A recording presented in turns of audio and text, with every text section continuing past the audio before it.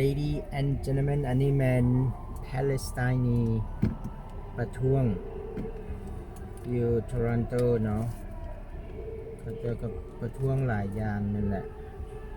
โดยเฉพาะ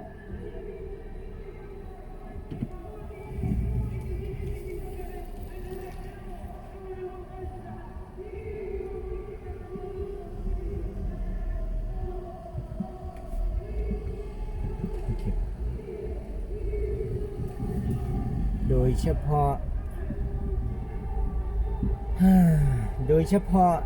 การบ้านการเมืองการอยู่กินพระเจ้าประท้วงหยัง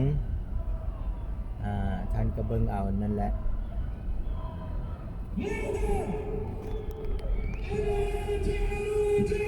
หลายอย่าง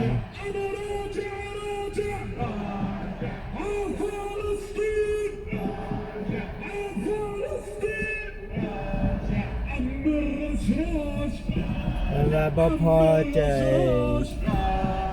คนค่อยถือฆ่าถือแกงบ่พอใจ